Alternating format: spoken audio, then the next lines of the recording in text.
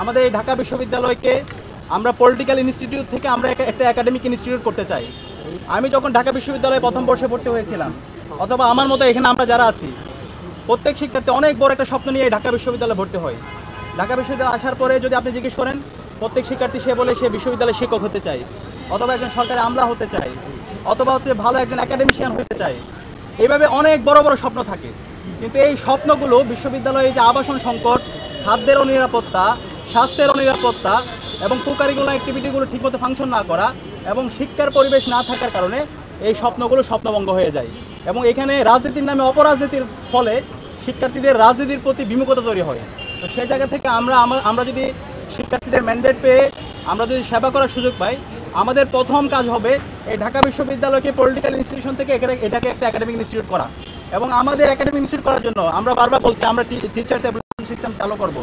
Library facility, আজকে আমাদের যে লাইব্রেরিগুলো আছে খুবই ভঙ্গুর অবস্থা।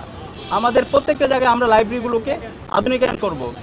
বিজনেস ফ্যাকাল্টি থেকে শুরু করে আমাদের সায়েন্স ফ্যাকাল্টি যে লাইব্রেরিগুলো আছে এবং সকল লাইব্রেরিগুলোতে এই লাইব্রেরি আওতায় নিয়ে আসা। এবং এর পাশাপাশি আমাদের এই বিশ্ববিদ্যালয়ের সায়েন্স এবং টেকনোলজির দিক দিয়ে এগিয়ে নিয়ে যাওয়ার জন্য বিশ্ববিদ্যালয় প্রশাসনকে আমরা বাধ্য করব। আমরা জানি ঢাকা বিশ্ববিদ্যালয়ে একটি ইনস্টিটিউট আছে, সেটা হচ্ছে লেদার টেকনোলজিক্যাল ইনস্টিটিউট। বাংলাদেশে আমরা জানি আমাদের রফতানির অন্যতম হচ্ছে একটা খাত ছিল, বৈদেশিক আয়ের অন্যতম খাত ছিল আমাদের এই লেদার।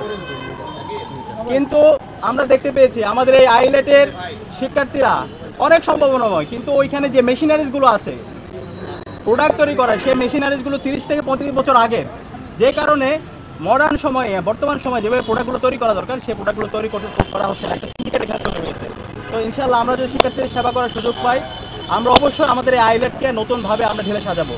এবং আমরা আশা করছি গত 1 বছর জুড়ে আমরা যে সমস্ত কাজগুলো করেছি, শিক্ষার্থীদের পাশে যেভাবে ছিলাম, শিক্ষার্থীরা ঐক্যবদ্ধ শিক্ষার্থীদের লিডারশিপ কোয়ালিটি, তাদের সততা, তাদের দক্ষতা এবং শিক্ষার্থী বান্ধব কাজ, এই সব কিছু এবং জুলাই আকাঙ্ক্ষা ধারণ করে আমরা যতগুলো আয়োজন করেছি সেই আয়োজনগুলো সব কিছু ঠিকভাবে গ্রহণ করেছে। এবং এই ডাকসু নির্বাচন শিক্ষার্থীরা আমাদের উপর আস্থা রাখবে।